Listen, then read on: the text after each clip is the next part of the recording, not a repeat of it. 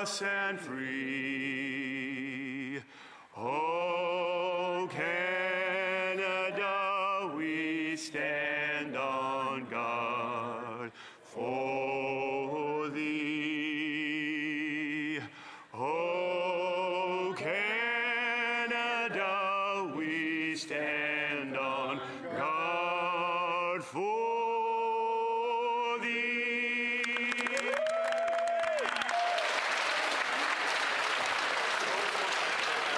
Maintenant que l'on ouvre les portes, let the doors be open. Statements by members. Déclaration de député. The honourable member for Saanich Gulf Islands. Thank you, Mr. Speaker. Aujourd'hui, c'est la Today is Bike Day on the Hill. Bike Day on the Hill. So in a nonpartisan spirit, a shout out to a former MP in this place who always led Bike Day, John Weston, who used to represent West Van, Sunshine Coast, Sea to Sky Country. Don't want to use up all my time. And I want to pay tribute to the wonderful volunteers in Saanich Gulf Islands who work so hard to make sure we have paths for safe cycling. So to Island Pathways on Salt Spring Island, to MAP, moving around Pender, and to the vision that we all share of a Salish Sea Trail to bring bicyclists all around the beautiful islands of the Southern Gulf Islands, a huge shout out of thanks, particularly to my dear friend Bob Mackay, who's led so many cycling campaigns, and to Robin Jenkinson, and certainly more than I can mention in the 5 seconds I have left. Cycling is good for health, good for the environment, and good for our economy. The honourable member for Cumberland Colchester. Mr. Speaker, in Cumberland County, Nova Scotia, the father-daughter team at Holdanka Farms is doing something extraordinary. Beyond some fantastic beef cattle they raise, John and Maria have been awarded the Canadian Cattle Association's Environmental Stewardship Award for their care of an entire ecosystem that includes more than 1,000 species across 500 North Shore acres. These two farmers insist on long-term, intergenerational thinking, and they're providing us with proof that when we commit to protecting things for the generations to come, we can build things that truly last. We need more of this energy. The climate crisis demands this kind of intergenerational thinking. The same is true for healthcare, housing, and energy. In each of these things, we do well to keep future generations at the center of our deliberations in this chamber. Thank you. The honourable member for Chicoutimi-Le-Fjord. Mr. Speaker, I'm really proud to announce that scientific research on the halibut in the Saguenay Fjord are complete, and we will be receiving a final report by October. Impressive images have come out of those projects and are of interest to the international community. Millions of views throughout the world, and this incredible creativity in our local regions has inspired crafts and has strengthened our commercial activity in our region. I'd like to point out the incredible work of Contact Nature, Musée du Fjord, and Professor Sirois and his team from the Université du Québec in Chicoutimi, as well as the fishers and those who are passionate about this beautiful tradition in the Saguenay region. Thanks to them, this project is a true collective success in the entire region that we can all be proud of. The honourable member for Cape Spear. Thank you, Mr. Speaker. Today marks 7th Annual Canadian Beer Day, a day to celebrate Canadian beer and our world-class brewers, large and small, who brew from coast to coast to coast. Celebrated each year on the Wednesday before Thanksgiving, Canadian Beer Day brings Canadians together to celebrate the economic, social, cultural contributions of brewing across this country. Canadian beer is more than just a refreshing beverage. It is part of who we are as Canadians. Today is a toast to the family farmers growing the finest barley in Western Canada, to the proud breweries of my home province of Newfoundland and Labrador, to the malters, warehouse workers, truck drivers, retailers and bartenders who bring it from field to glass. Our brewers are at the heart of our communities, large and small, urban and rural. Together, they directly employ 24,000 Canadians and support more than 149,000 jobs across their value chain. The Honourable Member for Riding Mountain. Mr. Speaker, I rise to recognize the historic accomplishment of a local business that's been serving the community of Treeherne, Manitoba and surrounding area for over a century. Metcalfe's Garage has successfully operated for the last 125 years and now proudly are the oldest family-owned Ford dealership in Canada. The journey of Metcalfe's Garage began in 1900 with the vision of Thomas and Claire Metcalfe. The Metcalfes began serving their community by selling the Ford Model T, even teaching people how to drive after they purchased it. 5 generations later, Metcalfe's Garage has remained a family-owned company with the same commitment to hard work and service to their community. The story of Metcalfe's Garage inspires us all, proving that true success comes from putting the local community first. On behalf of the House of Commons, I want to congratulate the Metcalfe family for their amazing team for 125 years of work and service to our rural region.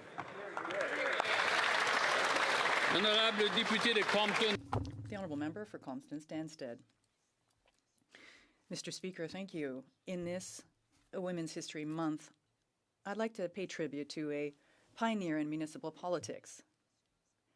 Madame Françoise Bouchard, the outgoing mayor of Dixville. Madame Bouchard was the first Director General, the first municipal councillor, and the first woman mayor in her village. She marked municipal politics by being so tirelessly involved, by being so proud. Since 1984, she has served for over 40 years in political life. At the age of 84, she is certainly the most long-standing mayor, and it was an incredible opportunity that she has had, and she has been involved in municipal buildings, a community center, accessible housing. Madame Bouchard, you command respect. Thank you for everything. The Honourable Member for Edmonton West. Mr. Speaker, I rise today to recognize the incredible work of Firefighter Aid Ukraine, an organization that embodies Edmonton's compassion and spirit. Started after Russia invaded Crimea in 2014, the FFAU has been a lifeline to the brave first responders in Ukraine. They've collected firefighter gear, life rescue equipment, and vital medical supplies from Canadian and U.S. first responders, as well as vendors, delivering over 450 tons of supplies directly to the front lines. The volunteers have made countless trips to Ukraine and provided thousands of hours of hands-on medical and trauma training. They've even brought over bomb-sniffing dogs Fergus and Torch to assist in saving lives in Ukraine. At the heart of this tireless work is Executive Director Kevin Royal, along with his board members Chris, Eva, Linda, Stuart, Nikki, and Dennis. They reflect the very best of Edmonton's selflessness. Thank you, Kevin, the board, and all the volunteers. It's because of people like you, Edmonton is known as the City of Champions. Oh. The Honourable Member for Whitby. Thank you, Mr. Speaker. Today I rise to celebrate one of Whitby's finest, Olivia Smith, a remarkable athlete who at just 20 years old made history. This past July, she broke another glass ceiling in women's sport, signing with Arsenal Football Club. She earned a world record fee of 1 million Great British pounds, becoming the most expensive signing in women's football history. Her journey began at age 5 at the Whitby Iroquois Soccer Club, and she's now blazing a trail in the UK's top league. With 9 goals scored this past season, she has already earned the Women's Player of the Year award from the Professional Football Association. What a feat.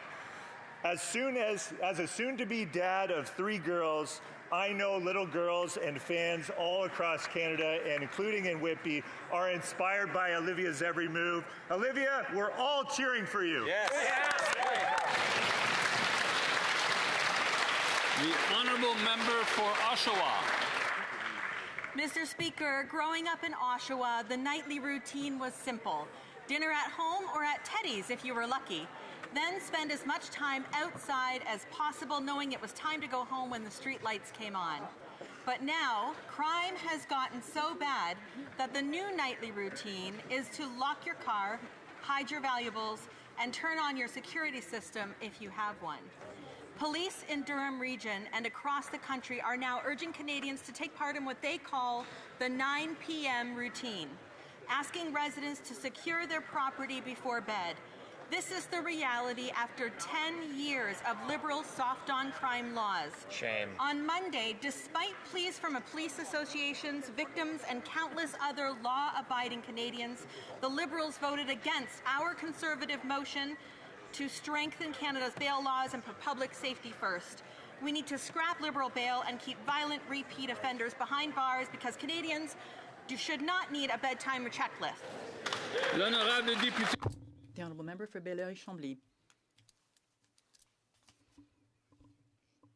June 24th is St. John the Baptist Day in Quebec, the Fête Nationale. But it's also a collective moment of mourning for an entire nation. Serge Fiori, the great Serge Fiori, Fiori the wise, Fiori the mad, Fiori the gentle, the affectionate, the friend. Our Serge Fiori has gone on to hum the most beautiful melodies ever sung to the clouds. Fiori, harmonium, Séguin, and as a solo artist. Fiori, the Quebecer, left us in the midst of our people's celebrations. Of course, I was dejected, but I still cherish the support he gave me for singing about our sovereignty. On behalf of the Bloc Québécois and the presence of his colleagues and close friends, including my own, Mario Lefebvre and Serge Grimaud, I reiterate my condolences to his partner, Hélène Lévesque, his family, and all those who loved him. He left before seeing our country blossom. Fiori, my friend, it will be our turn. It won't be long. And we will think of you on that day, Serge.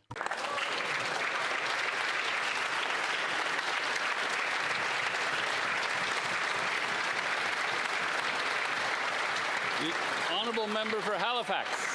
Mr. Speaker, this week 400 community leaders from across Canada, including municipal governments, Indigenous communities, and community organizations, are gathered in Halifax for the Livable Cities Forum. Hosted by ICLEI Canada and the Halifax Regional Municipality, the forum's purpose is clear: to accelerate climate action in our communities by working together through creative and ambitious partnerships. Together, delegates are exploring solutions to the challenges our communities are facing all across Canada, safeguarding against climate impacts, long-term climate financing, and building affordable housing and transformative energy infrastructure. Bringing this conference to Halifax was an initiative I was proud to be a part of in my past role. And while I'm sad to miss this event, I'm honored to celebrate it here with my new colleagues here in the House of Commons. Building a Canada that is resilient, net zero, and equitable is only possible when diverse voices come together and are heard, something our government recognizes and values. I commend the work of all those involved and wish you... The honourable member for Long Range Mountains. Mr. Speaker, the Prime Minister asked to be judged by the prices at the grocery store, while Long Range Mountains families are working hard to keep food on the table, yet each visit brings shock at the checkout. The price of staples has soared because of the Liberal government's hidden taxes. Those baked-in taxes are clear: the industrial carbon tax on fertilizer and farm equipment, the inflation tax from money printing deficits, carbon tax 2, and now the food packaging tax that makes everyday necessities even more expensive. A senior, Edward, in the community of Irishtown, has told me he can't even afford a steak dinner even once in a while because it costs him over $50. Canadians are spending $800 more on food this year, and local food banks are seeing record demand. Conservatives offered a simple solution to stop the Liberal taxes on food, and they shamefully voted against it, Mr. Speaker. We will keep fighting for Canadians because we know they cannot afford another Liberal broken promise. That's right. The honourable member for Nipissing-Témiscamingue. Mr. Speaker. Welcomes the Canadian Airports Council to Ottawa, and included are representatives from my community's Jack Garland Airport in North Bay. From Jack Garland Airport, citizens in need of specialized medical services fly to Toronto. Then there are firefighters who jump on an airplane at a moment's notice to assist communities facing natural disasters. And from North Bay, mining executives travel the globe to share leading-edge products and services. Airports are essential, and so a very special thank you on behalf of all of us to the airport personnel who work to ensure this sector is thriving for the betterment of North Bay and similar communities across our vast country. We say merci, thank you, miigwech. The honourable member for Battleford, Lloydminster, Meadow Lake. The Prime Minister promised Canadians the fastest growing economy in the G7. Instead, Canada now has the fastest shrinking economy and the second highest unemployment rate. The Prime Minister said to judge him by grocery prices. Well, they're rising even faster. He promised to build, baby, build, but his anti-development policies are driving investment away. He promised nation building at speeds once thought impossible, yet not one single permit has been issued. He promised a trade deal with the United States by July 21st, and still there is no deal. He promised elbows up on U.S. tariffs, which are now twice as high. He promised to spend less. Spending is up billions. He promised to invest more, but investment is leaving the country at an unprecedented rate. Mr. Speaker, Canadians need action, not more empty promises. The honourable member for Beauport-Limoilou. Mr. Speaker, on September 23rd, a fire severely damaged the Patro Roc Amadour, located in the heart of our Limoilou community. This organization supports hundreds of families every week while providing essential services to children, seniors, and people with disabilities. Serious damage was caused, including more than $100,000 in food lost and the interruption of services such as Meals on Wheels. But the community immediately rallied to help. In Beauport-Limoilou, solidarity is not just a word, it's a reality. Already, citizens, volunteers, and local organizations are reaching out to support the Patro and help it get back on its feet as quickly as possible. This outpouring of generosity reflects the spirit of our riding. When faced with adversity, we stick together. I invite everyone, according to their means, to contribute to this group effort so that Patro Roc Amadour can continue to feed, help, and bring our community together. The honourable member for Provencher. Mr. Speaker, have you ever dreamed about winning the lottery? Well, Donald Trump hit the jackpot. Yesterday, this Prime Minister committed $1 trillion of investment into the United States. That's on top of the $500 billion that fled from Canada in the last 5 years and the $50 billion that left just this year under this government. Now let's put this into perspective. That's the equivalent of doubling our national debt. Canadians are left with less investment, less jobs, less wages. When our Prime Minister said that he's going to build, baby, build, Canadians actually thought he meant Canada. But what he really means is closing mines in Quebec and opening in Pennsylvania, shutting down mills in BC and opening in Washington, shutting down auto plants in Ontario and opening in Michigan. American tariffs have doubled, and the Prime Minister is bragging about pushing $1 trillion of Canadian investments to the United States. That isn't a plan for growth, it's a plan for surrender. Mr. Speaker, why is the Prime Minister giving Donald Trump $1 trillion jackpot?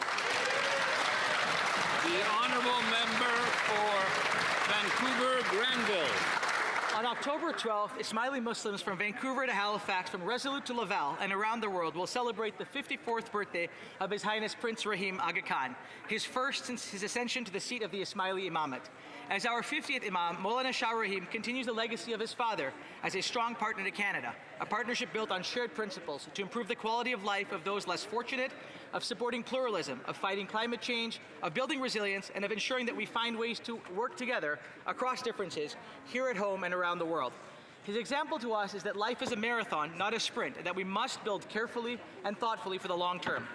For Ismailis, these values resonate in our commitment to building Canada. From coast to coast to coast, Ismailis are inspired by the example of our Imam to serve our communities, to build economic prosperity, and to be engaged members of Canadian society. And on this occasion, we affirm our commitment to these values and to the important guidance we receive from our Imam. I invite all members of this House in joining me to wish His Highness Prince Rahim Aga Khan a very happy birthday. Hear, hear.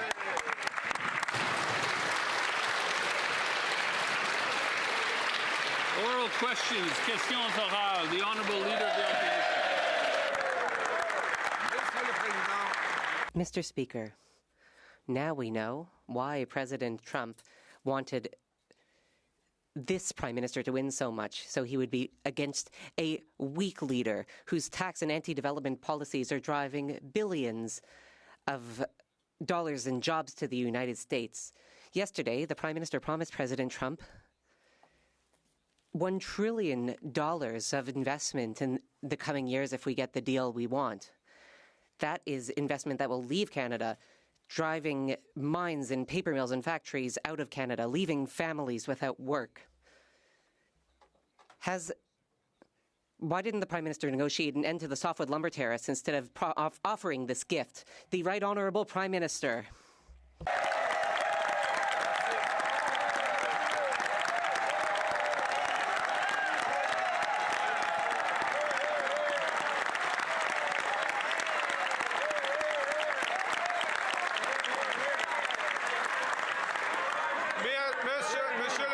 Mr. Speaker.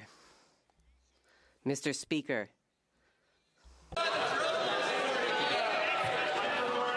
Things aren't getting off to an auspicious start today. Okay, the Right Honourable Prime Minister from the top, please.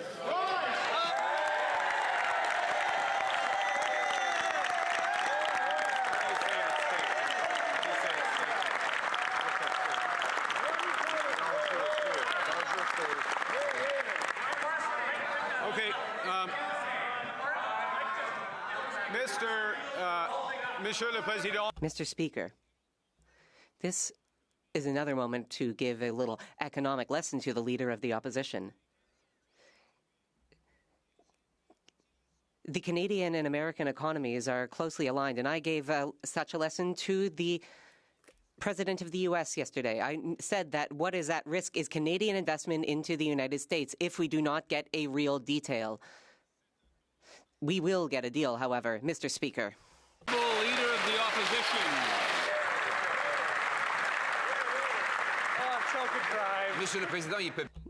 Mr. Speaker, he could certainly give lessons on driving investment out of Canada and into the United States, because he has already managed to drive $54 billion worth of investment into the United States. This killed 86,000 jobs. Households are suffering from this. People are sitting around the dinner table wondering how they are going to pay their bills. And since this Prime Minister took power, American softwood lumber tariffs have doubled. Here's the question. After giving the Americans a $54 billion gift, has he negotiated an end to the softwood lumber tariffs? Yes or no? The Right Honourable Prime Minister. Mr. Speaker, the current situation is as follows. We have the best agreement with the Americans in the world. We are still negotiating further gains in major sectors, including softwood lumber, and we will only accept the best deal on softwood lumber. Honourable Leader of the Opposition. Well, we now know why the U.S. President wanted this Prime Minister in power so badly, a weak leader whose high taxes and anti-development laws are sending billions of dollars and thousands of jobs out of this country. 86,000 jobs lost. And yesterday, the Prime Minister promised the President that he would increase Canadian investment in the U.S. by $1 trillion if he gets the agreement that he expects to get. Mr. Speaker, in exchange for $1 trillion of job losses in Canada, will he at least get an end to the U.S. auto tariffs that are killing jobs for our workers in Ontario? The Right Honourable Prime Minister. Mr. Speaker, we have the best deal in the world with the Americans. First point. Second point, the President of the United States and myself had a meeting of minds yesterday with respect to the future of the steel sector, the aluminum sector, the energy sector in cooperation, which is why our teams are negotiating the terms of those deals. And we are working, as the President himself said in the Oval Office, on the modalities of an auto agreement. The Honourable Leader of the Opposition. Mr. Speaker, he just confirmed he's selling out our auto workers. And let me tell him what it means when investment leaves this country, because he was forced a record amount out in his 7 months in power. The 700 workers at the GM plant who lost their jobs in Oshawa, they can tell him about investment that is left. They're sitting around the dinner table wondering how they're going to pay their bills while GM announces $4 billion of new investment south of the border. So while the Prime Minister promises yet another $1 trillion gift to President Trump, why doesn't he look them at those workers in the eye and explain to them why he betrayed them? The Right Honourable Prime Minister. Mr. Speaker, what this government is doing for the auto sector is an unprecedented investment in the Canadian auto sector. We look the Canadian auto workers in the eye. We have $5 billion in the Strategic Response Fund. We have $10 billion for liquidity management. We have worker retraining. We are striking deals with countries around the world. We have the best deal already with the Americans, and it will be even better. The Honourable Leader of the Opposition.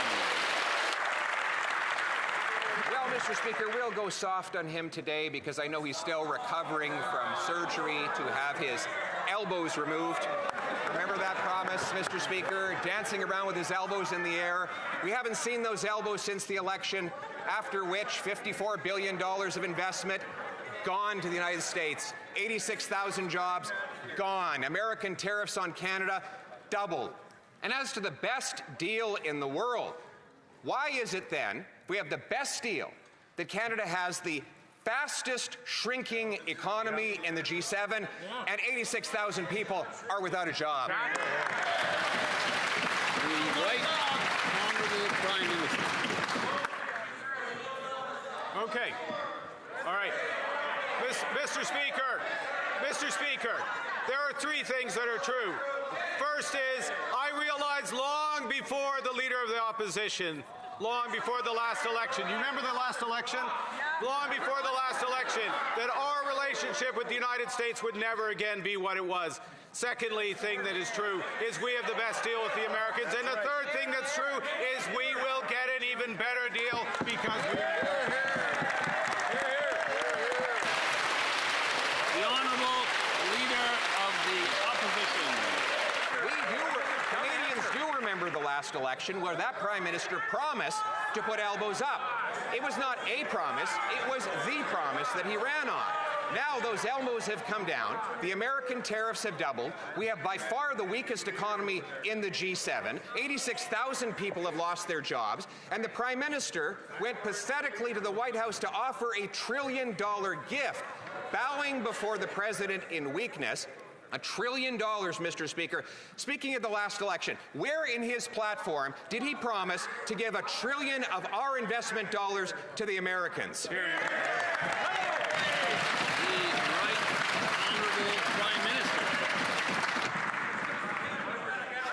Mr. Speaker, I would like to inform the Leader of the Opposition that there is a thing called the private sector. The private sector makes decisions about investment. The private sector, with the best deal in the world, will invest in this country and we will build Canada strong.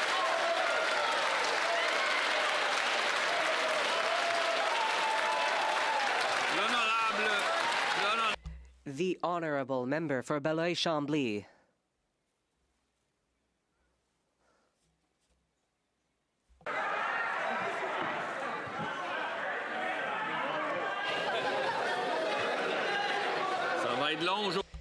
This will be a long one. It's going to be a long day. The Honourable Member for Belleuil-Chambly. Wow.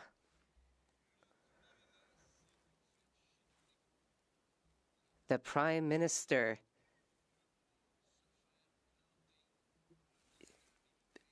seems to have received some mockery. I guess the bar is very low.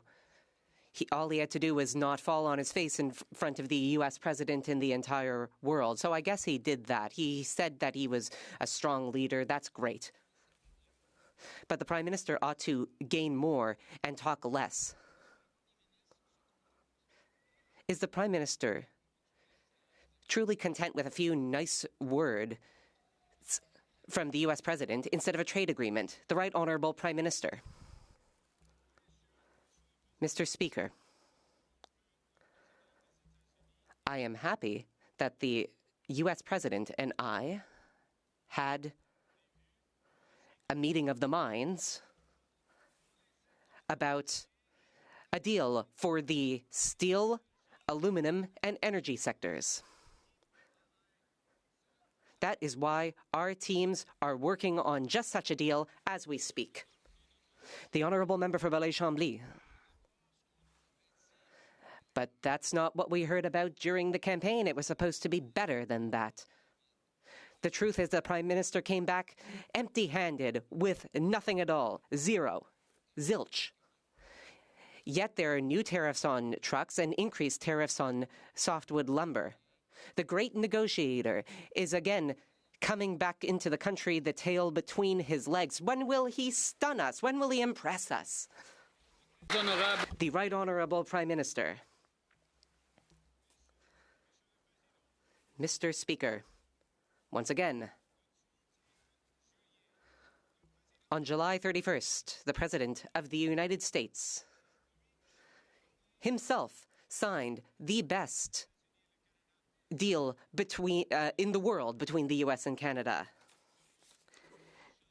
It keeps 85% of our trade free of tariffs, but we are working harder to get a deal for the steel, aluminum, and softwood lumber sectors. The Honourable Member for Belleuil-Chambly. His best deal in the world is not really working for the forestry sector nor for the aluminum sector. More pretty words. All he cares about is compliments.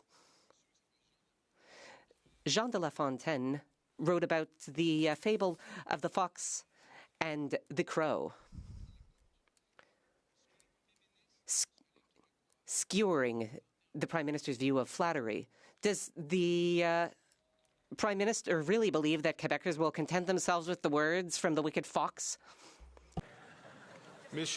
The Right Honourable Prime Minister. Mr. Speaker,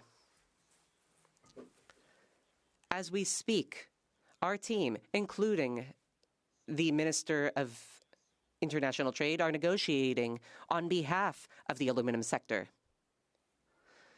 This is not just words. There are numbers here, too, and we will get a deal. Speaker, the Prime Minister assured Canadians that he would secure a victory, and there is none. The tariffs that he said he would get rid of have actually doubled, and now he's promising to ship $1 trillion of investment to the U.S. with nothing in return. That's not a strategy. It's a clearance sale on Canadian jobs. Paper mills from BC closing while Washington State cuts the ribbon. Factories in Ontario going dark while Michigan lights up. Why did the Prime Minister trade away Canadian paychecks for an applause line in Washington?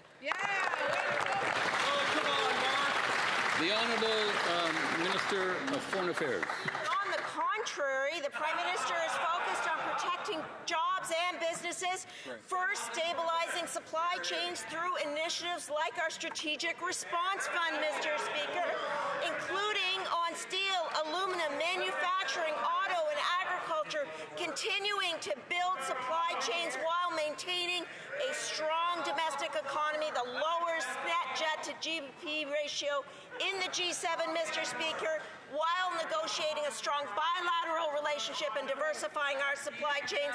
We will build Canada strong. The Honourable Member for Thornhill. With that kind of answer, if you measure your wealth by a stock index, that's your guy. But if it comes from a paycheck, you are his sacrifice. Canadians trusted the Prime Minister to fight for their jobs and to fight for their paychecks. And months after he vowed to get a deal, there still is none. There's 86,000 less Canadians working. He doubled the deficit at home, $54 billion of investment that fled south with the promise to make it $1 trillion. In what world is a $1 trillion gift to Donald Trump considered a win? The Honourable Minister of Foreign Affairs. Mr. Speaker, businesses from all over the world are are choosing Canada. That is why, once again, we are ranked as one of the best countries in the G20 for doing business. We are deepening our partnerships in Europe, in the Indo-Pacific, and in Africa to create opportunities here at home. And that's why we've just signed a historic deal with Indonesia to create jobs, to diversify supply chains. Mr. Speaker, these are more than just agreements. They are the resilience of Canada's economic future, Mr. Speaker. We will build Canada strong. The honourable member for Regina Capel. Well, it's a good thing you don't need elbows to come home empty-handed. Yesterday, we found out why Donald Trump wanted this guy to be Prime Minister so badly. It's because Trump knew he would get everything he wanted with this Prime Minister. In addition to keeping all the Trudeau-era policies that are already chasing away jobs and investments, this Prime Minister decided to offer a $1 trillion gift of Canadian investment dollars flowing to the U.S. That means mines built in the U.S., factories built in the U.S., sawmills built in the U.S., all with Canadian investment dollars. So simple question, in exchange for this generous sacrifice, did the Prime Minister get an end to all U.S. tariffs once and for all? The Honourable Minister of Finance. We will take no lesson from the Conservatives. No lessons from the Conservatives. On this side of the aisle, and all Canadians, we believe in this country, Mr. Speaker. Canada is the place where we attract talent. Canada is the place where we build ships, we build cars, we build planes. Canada is the place where we have critical minerals. Canada is the place where we have energy. Canada is the only country in the G7 with a free trade with all other G7 nations, Mr. Speaker. We're going to build Canada strong. We are the true north, strong and free, Mr. Speaker. The honourable member for Regina Capel. Believe in Canada? This Liberal Prime Minister won't even pay taxes in Canada, Mr. Speaker. Once those investment dollars go to the U.S., they don't come back. Just look at TC Energy. That used to be called TransCanada Energy until they had to drop the word Canada because they can't get anything built in this country. They just put $8.5 billion to work in the U.S. The Prime Minister said during the election, anyone who worships at the altar of Donald Trump will kneel before him, not stand up to him. Yesterday, he knelt there like a pylon while the President skated all around him. Did he get an end to U.S. tariffs in return? The Honourable Minister of Finance. Mr. Speaker, I have even more good news for the Conservatives, Mr. Speaker. On November 4th, we will be presenting a budget with generational investment, Mr. Speaker, that is going to make Canada the strongest economy in the G7. We will invest in our people. We're going to build this country. We're going to empower Canadians, Mr. Speaker. We're going to build Canada strong, and we're going to do it with all Canadians, Mr. Speaker. The honourable member for Oxford. Mr. Speaker, the Liberal Prime Minister promised to fight for our workers, but under his watch, Canada has lost over 86,000 jobs. We have the fastest shrinking economy and the second highest unemployment rate in the G7. The Liberal decision to buy American to appease Trump has cost Cami over 900 jobs in my riding. The Liberal Prime Minister continues to sell out our workers. He's handing over their jobs to the United States and is driving $1 trillion of investment down south. Why? Yeah! The Honourable Minister of Jobs and Families. Listen, Mr. Speaker, over a decade, Canadians...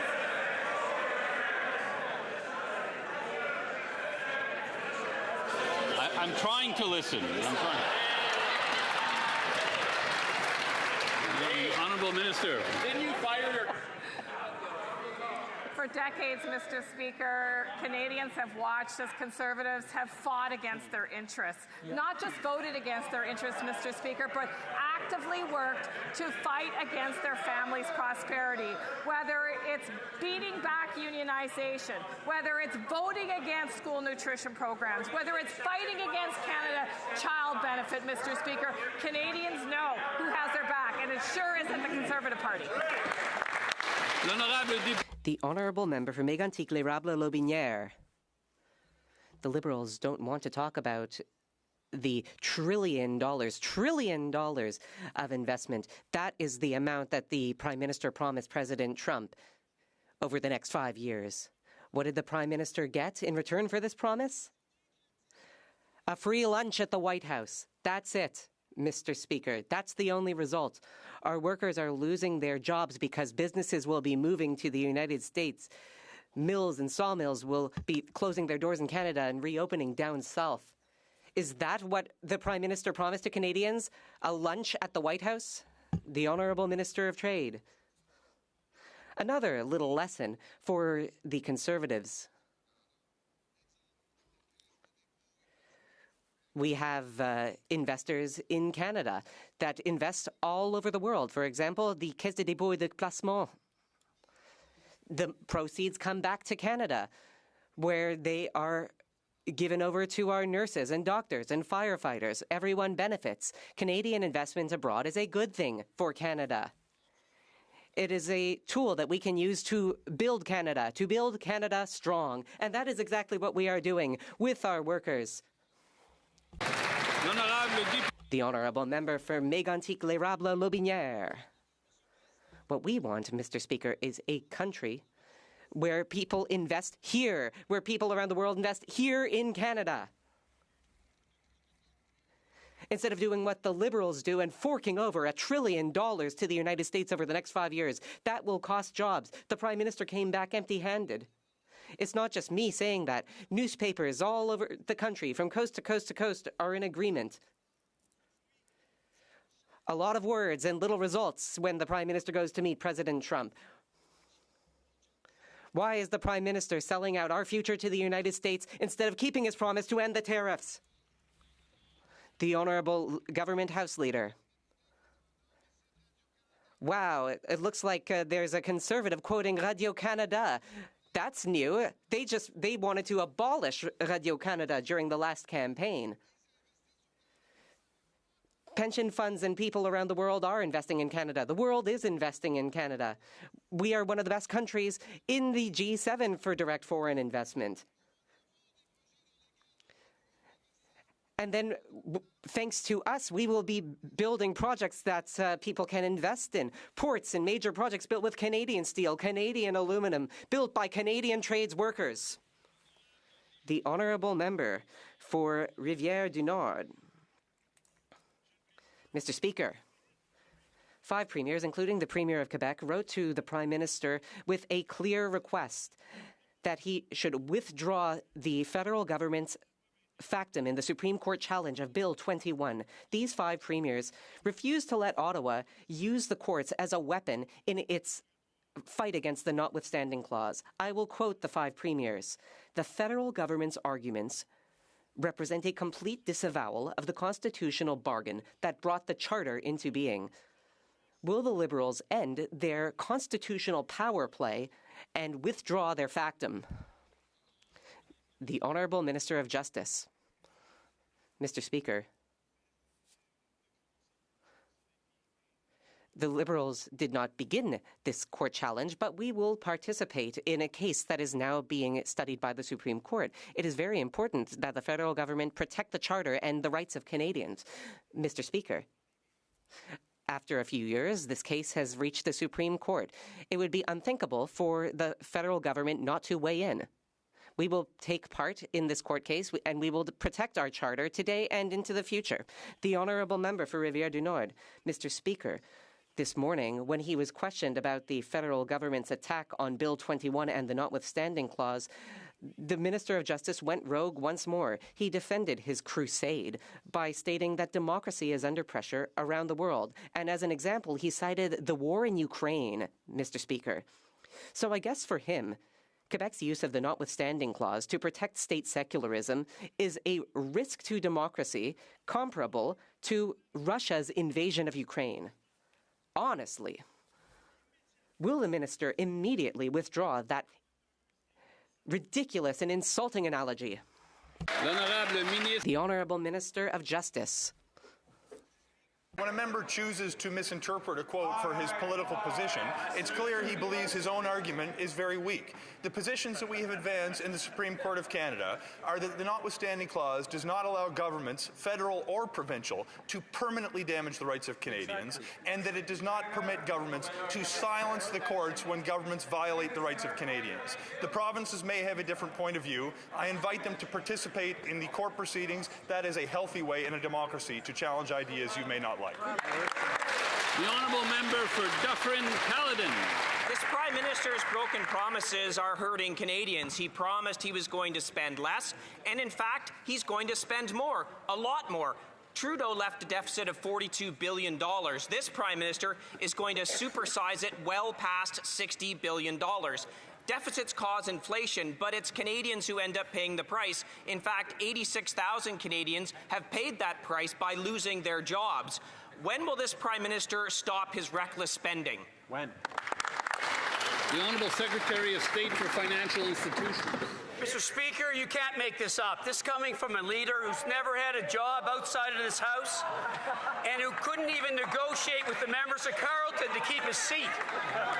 The world has changed, and we're going to change how we budget, Mr. Speaker. On November 4th, we're going to come forth with a disciplined budget that's going to build. We're going to invest in Canada. I ask the leader opposite to negotiate his way to finding a way to support us. Thank you, Mr. Speaker. The honourable member for Dufferin-Caledon. That's just an incredible example of 35 seconds of saying absolutely nothing. What is actually going on here is we've got fancy bankers speak to try and say that debt is investment. Debt is debt. It doesn't matter how much lipstick you put on this pig. And it's Canadians who pay the price of this reckless debt spending. Canada has the second highest unemployment in the G7. 86,000 Canadians just lost their job. And all this guy can do is think it's time to sell jokes at Yuck Yucks. When will this Prime Minister realize his reckless spending is actually hurting Canadians? The Honourable Secretary of State for Financial Institutions. Mr. Speaker, I don't know where the member opposite's been, but for the last 4 months, we've been crossing the country, listening to Canadians, getting feedback from Canadians. Mr. Speaker, on November 4th, we will table a disciplined budget that will spend less and invest more in Canada. We will build Canada's economy. We will become the strongest, most resilient economy in the G7. I ask the Conservative Party to cut the rhetoric, get on board. Thank you, Mr. Speaker. The honourable member for Edmonton West. The Prime Minister has broken his promise to Canadians. He promised the strongest economy in the G7, but instead delivered the fastest shrinking economy and the second highest unemployment rate. 86,000 more Canadians have lost their jobs, and a staggering $52 billion of net investment has fled the country. And what's the Prime Minister's solution? Send a further $1 trillion of investment down to the U.S. Why is the Prime Minister acting like an investment agent for Trump instead of keeping his promises to Canadians to deliver jobs? Well done. The Honourable Secretary of State for Financial Institutions. Mr. Speaker, the Conservative leader's been busy writing letters. We're busy cutting taxes. We've cut taxes for 22 million Canadians.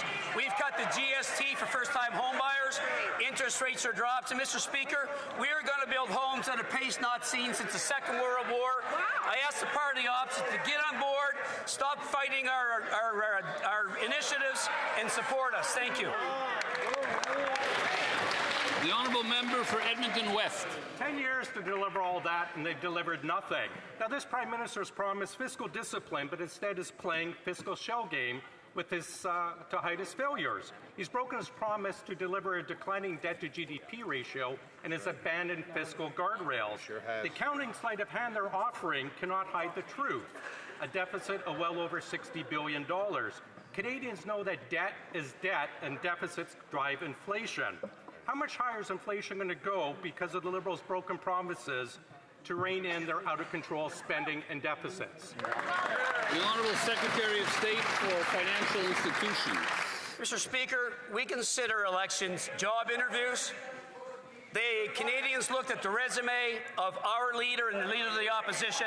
It wasn't even close. Our leader has world-class business and economic experience versus the leader of the opposition has none. On November 4th, Mr. Speaker, we will table a disciplined budget. We will spend less, invest more in nation-building projects, in defense and infrastructure, and we will build houses at a scale not seen since the Second World War. Mr. Speaker, we're tired of the rhetoric. Join us. Let's build Canada. L'honorable député de Côte. The honourable member for Côte-Sud, Rivière-du-Loup, Kataskamik-Témiscouata. Mr. Speaker, since we've had these Liberal Prime Minister's expenses have skyrocketed, consultants' fees have gone from $19 to $26 billion. Despite the promises of this Liberal government, the deficit has gone from $42 to $62 billion. And the result is more inflation, fewer jobs, and a declining economy. It's not surprising that people in my riding are not able to make ends meet. Does this government realize that their broken promises are costing Canadians? The Honourable Minister of Government Transformation. Thank you, Mr. Speaker. Well, what we've done since we came to power is that we've lowered taxes for 22 million Canadians in order to improve middle-class purchasing power in Canada. We passed legislation to unite the Canadian economy. $250 billion contribution to GDP. It's not surprising that Canadians and Quebecers have chosen a serious leader with a serious and ambitious plan. The Honourable Member for Bourassa. Mr. Speaker, this week the Minister of Finance announced a new budget framework which will separate regular operating expenses and capital investment. In addition, this new plan will change the budget cycle. Budgets will be tabled in the fall, and economic updates will be published in the spring. So in my riding, people are looking forward to the budget, and they want to know very concretely how this new budget framework will not only improve planning, but also improve the implementation of government policy. The Honourable Minister of Finance. Mr. Speaker, I'd like to thank my colleague for this excellent question. Yes, Mr. Speaker, the world is changing and we also need to adapt. We need to spend less and invest more. That's why earlier this week, I presented a new way of doing things, a new framework that will improve how we use capital and that will also change the budget cycle. That will offer opposition members more clarity on public accounts. It will also offer more clarity to businesses and organizations who receive federal funds. It will help them plan. It will also help to plan for construction season. Everyone will win with this new plan. Thank you. Speaker, one day after the Prime Minister's visit to the White House, the U.S. Commerce Secretary has announced that there will be no relief on tariffs for finished automobiles in Canada. This after 700 Oshawa GM workers lost their jobs and GM sent $4 billion to the U.S. I apologize for interrupting the Honourable Leader of the Opposition, but apparently the interpretation is not working, so I'll allow them.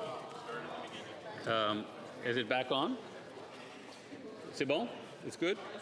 So from the top, the Honourable Leader of the Opposition from the top. One day after the Prime Minister met at the White House, promising that he would fight for Canadian workers, we learned from the U.S. Commerce Secretary that there will be no relief for Canadian finished automobiles. This after 700 Oshawa GM workers lost their jobs with $4 billion of GM money going to the U.S. 900 CAMI workers in Ingersoll losing their jobs with those jobs going to the U.S. and 150 workers at Stellantis being sent home while $8 billion of Stellantis money goes to the U.S. The Prime Minister failed to stand up for auto workers yesterday. Will he do so now? The Honourable...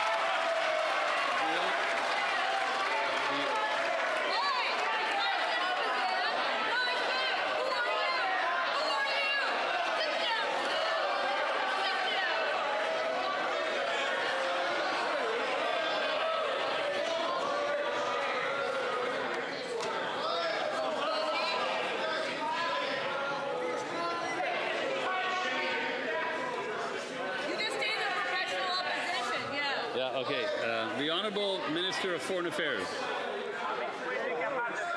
Watch your pressure. He's the Prime Minister. You can call him.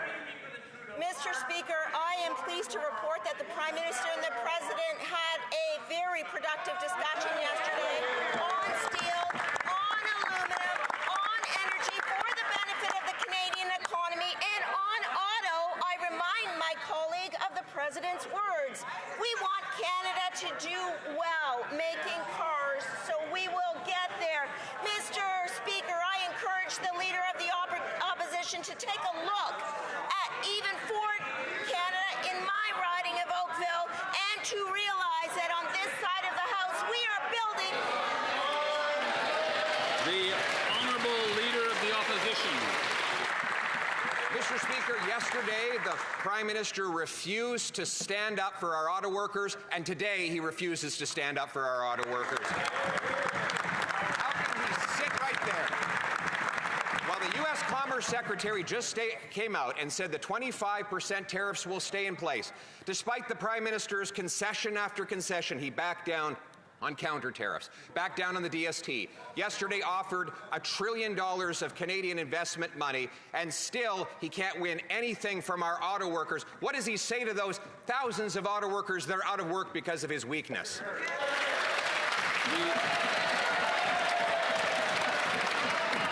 The Right Honourable Prime Minister. Mr. Speaker, what we have at this point with the United States for the auto sector is the lowest tariff in the world, less than 10%, lower than Europe, lower than Korea, lower than Japan. We have the lowest tariff, and we are still negotiating because, as the President said yesterday, the Prime Minister of Canada is a tough negotiator. We will get a great deal.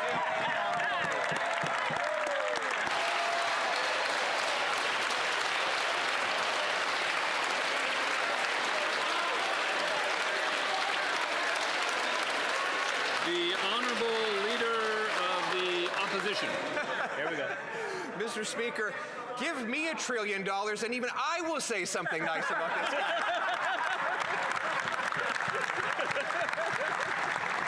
Oh my God. How much is it going to cost to pay Canadian investment dollars to flatter this Prime Minister's ego? Yep. It would make you laugh if it didn't make you cry, Mr. Speaker. But for the workers in Ingersoll, in Windsor, and in Oshawa who have lost their jobs after the Prime Minister promised to protect them, how will they ever trust this Prime Minister again after he betrayed them?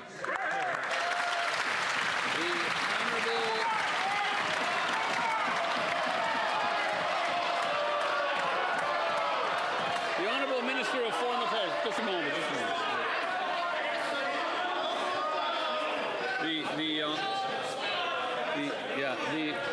The Honourable Minister of Foreign Affairs.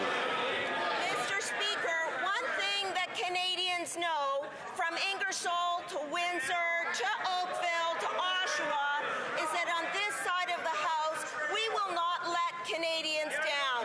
We have the strategic fund putting billions of dollars to support auto workers and the auto sector. We are supporting the agri-food business, and we will always be there for Canadian workers as well, Mr. Speaker. On this side of the House, we're about diversifying supply chains and supporting Canadians while we get the best deal possible for this country. The Honourable Leader of the Opposition. It's really pathetic that the Prime Minister will not stand up for auto workers in this House of Commons, just like he refused to stand up for them yesterday. We have thousands of auto workers who have lost their jobs since this Prime Minister promised to protect them. These families are sitting around their tables wondering what is going to happen to them. They are among the 86,000 Canadians who've lost their jobs, leading to the second highest unemployment of any country in the G7. We have record lineups at food banks, and this Prime Minister is giving away $1 trillion investment dollars to the U.S. while people here can't even pay their bills. Why won't he stand up now?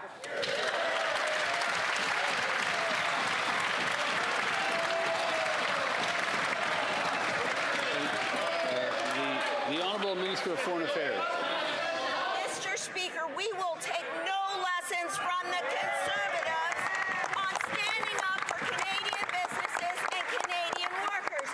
Every opportunity opportunity that they have to vote in favor of Canadians, whether it's pharmacare, whether it's dental care, whether it's the Canada Child Benefit, they vote against. And on this side of the House, whether it's the auto sector, whether it's energy, whether it's steel, whether it's aluminum, we will get the best deal for this country, and we will always be there for Canadians, Mr. Speaker. The Honourable Leader of the Opposition. I think we're beginning to see how it is that the president has been able to bulldoze over this prime minister. He won't even stand up when he is confronted by the Americans. Just over an hour ago, a report came out that the U.S. Commerce Secretary said there will be no relief for Canadian-made automobiles going into the United States. The Prime Minister is back down on counter tariffs, back down on the DST, back down on defense. Yesterday promised to push $1 trillion of private sector investment out of our country. How is he going to look those Canadian auto workers in the eye and tell them how he got nothing for them in return? Yeah.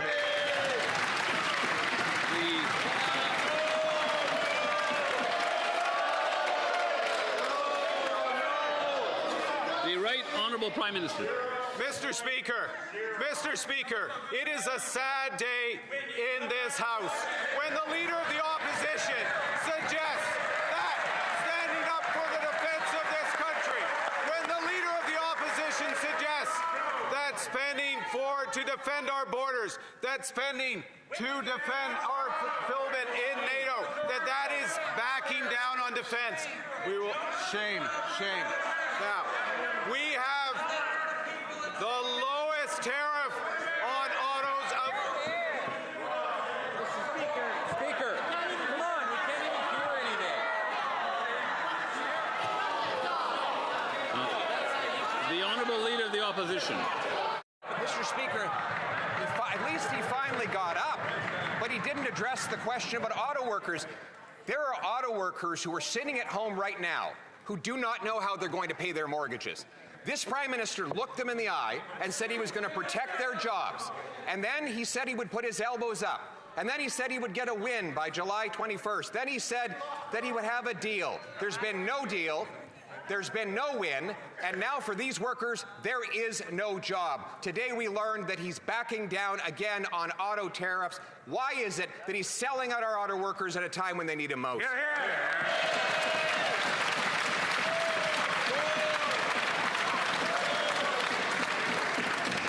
The Right Honourable Prime Minister. Mr. Speaker,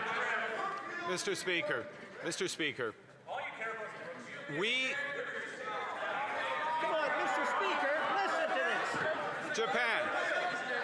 Japan, the European Union, the United Kingdom, every other country in the world is paying a higher tariff than Canada has gotten on automobiles. And we are not done. That is why we have not signed an accord on autos. That is why we are fighting hard for our auto workers. And I put the President on notice yesterday about the consequences of not having that accord.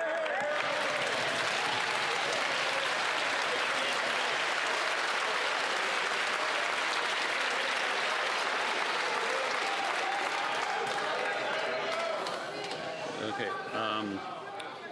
The Honourable Leader of the Opposition. Mr. President, you have been warned. If you put in another tariff, he's going to give you yet another $1 trillion. This is the tough negotiator that we hired? The guy who broke his promise to have a deal on July 21st. A guy who broke his promise to negotiate a win, who simultaneously removed the counter tariffs while he was giving speeches promising to have them in place, and yesterday offered more concessions to the U.S. president, knowing that the tariffs that are killing our auto sector would stay in place. Why does he always back down and give our jobs to the Americans instead of standing up for Canada?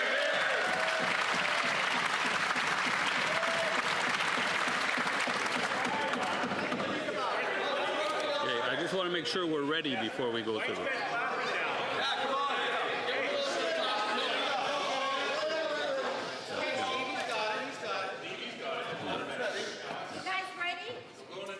The Right Honourable Prime Minister. Mr. Speaker, Mr. Speaker, And I think it's important for the entire House to understand that we have a strategy with the United States. That means that our auto sector is paying less than 10% tariff. When Japan, when Europe, when the UK, when the rest of the world is paying 15, which is bigger than 10 or higher. And we are not done yet because we refuse to sign a deal that isn't better in the interests of Canadians. And that's why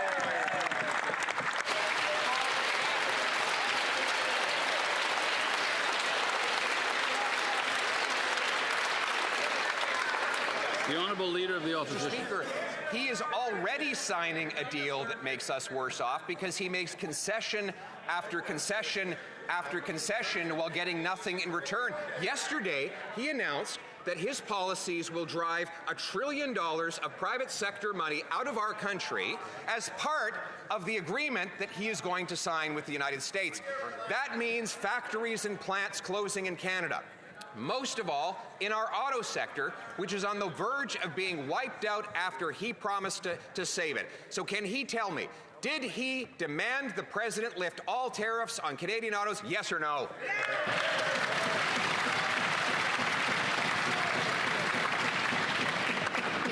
Right Honourable Prime Minister.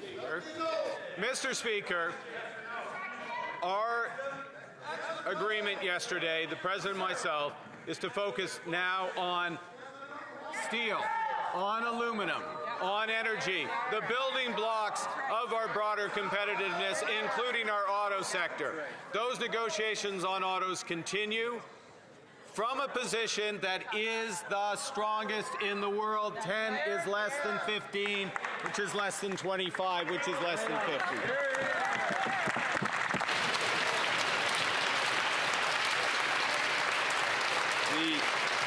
The Honourable Leader of the Opposition. Zero is the paycheck that those workers who've lost their jobs are getting right now. And Mr. Speaker, 7th is last place in the G7 when it comes to growth, or in this case, negative growth. This Prime Minister has to get his excuses straight. He blames the tariffs for the fact that we have the second highest unemployment in the G7 and the fastest shrinking economy. And then he claims at the same time that the tariffs are really not so bad. So which is it? Why is our economy so weak? Because of his diplomatic failings abroad or his disastrous economic policies at home?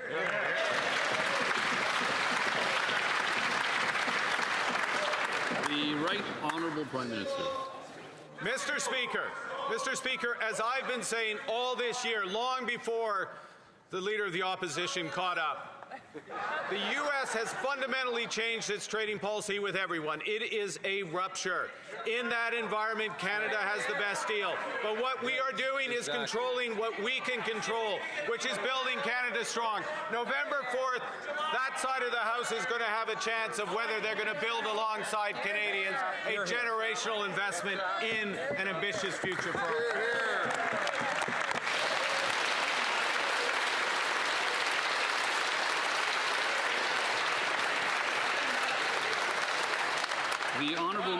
The honourable member for Hamilton Mountain. Mr. Speaker, hate crimes are not like other crime. They seek to divide us, sow fear, and rip apart our communities. Too often, these unacceptable actions. Take it from the top. I couldn't hear. There's some noise in the corners here. So if the honourable member could start over. Hate crimes are not like other crime. They seek to divide us, to sow fear, and to rip our communities apart. Too often, these unacceptable actions are ignored or underreported. Can the Minister of Justice explain how creating a specific hate crime offense will enable us to better recognize and punish these attacks? Honourable Minister of Justice. Mr. Speaker, I'd like to thank the member for Hamilton Mountain for her hard work on this file. Hate crimes don't only affect one person, they affect the whole community. With this bill, we will create a specific offense for hate crime. Once we have tailored legislation, we will be better able to punish those responsible and protect our communities. Hate does not belong in Canada, and Canadians need to feel safe from it. I sincerely hope that all parties in the House will support this bill. The honourable member for Kitchener South Hespeler.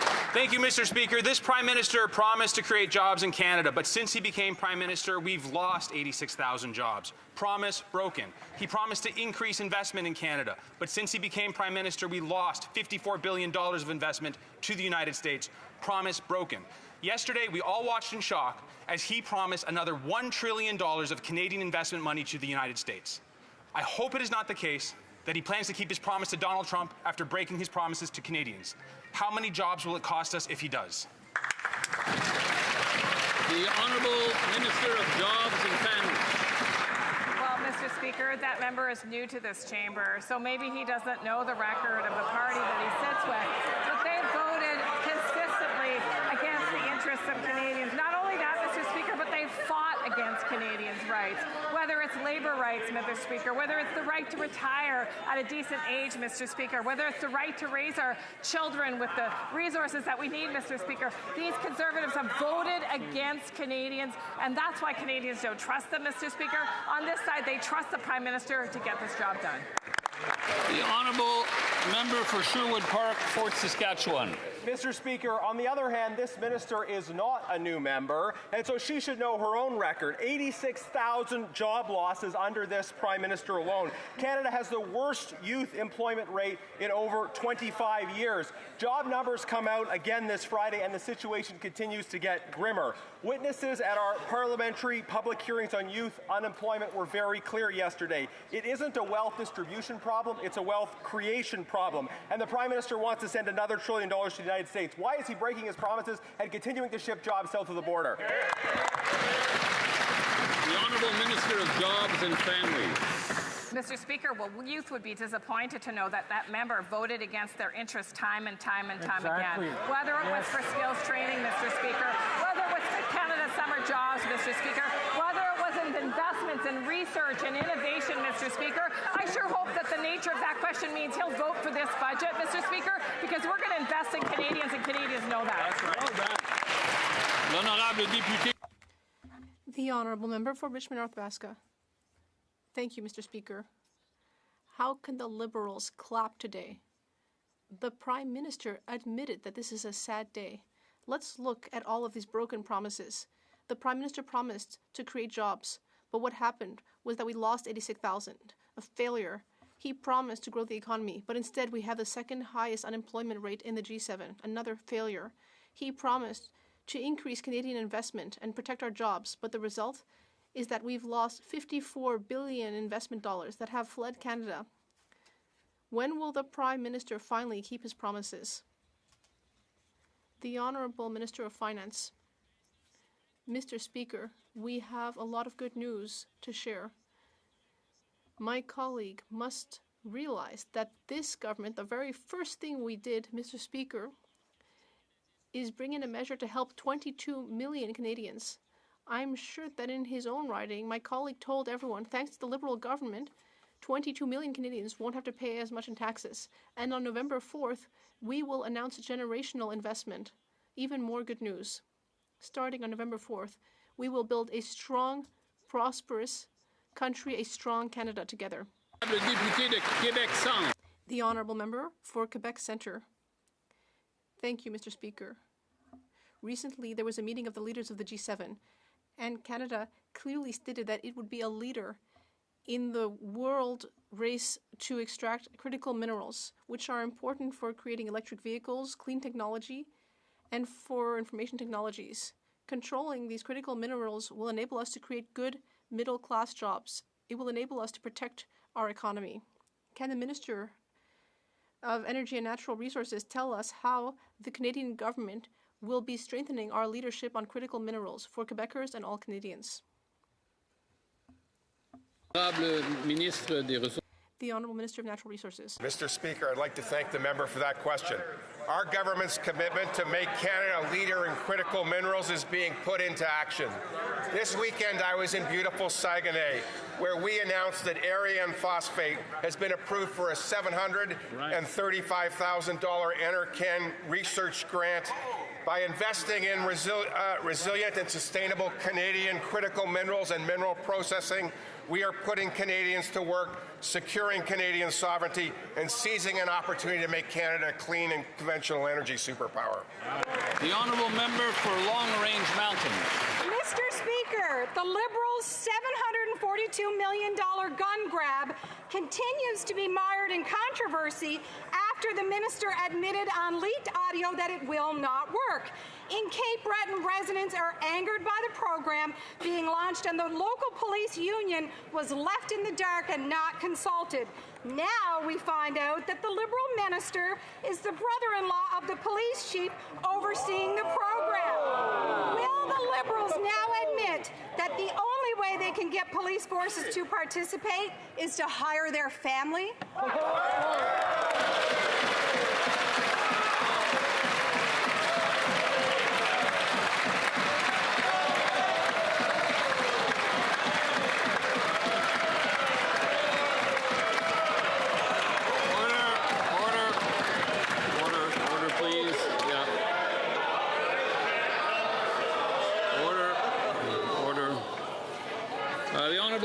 Minister of Public Safety. Speaker, let me just remind the party opposite that the Mass Casualty Commission in Nova Scotia recommended that governments take decisive action to take assault-style firearms off our streets, Mr. Speaker. It is a critical part of the work in ensuring the safety and security of our communities.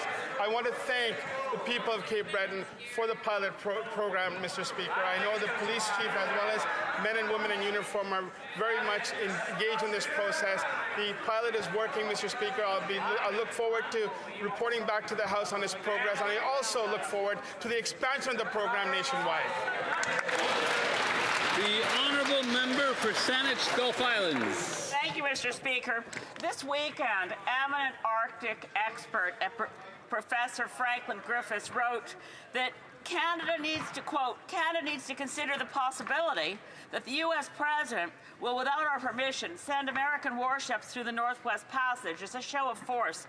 He asked a very pertinent question, what will Canada do?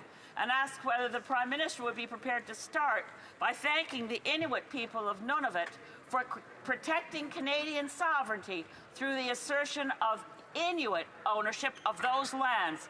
Will the Prime Minister respond to that brilliant suggestion? The Honourable Minister of Northern and Arctic Affairs.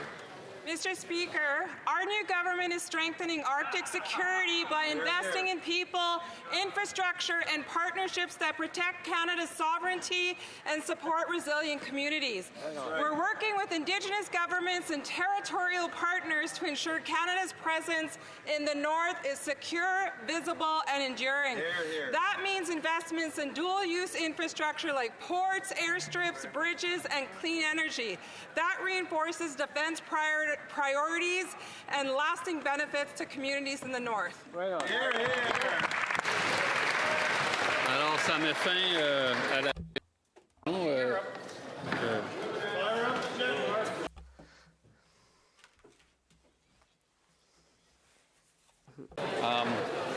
Thank you.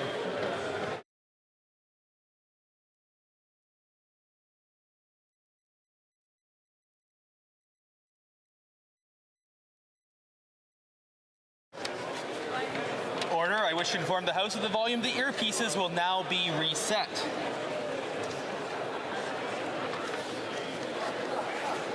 Order. We'll have a little order. Daily routine of business. Tabling of documents. Introduction of government bills.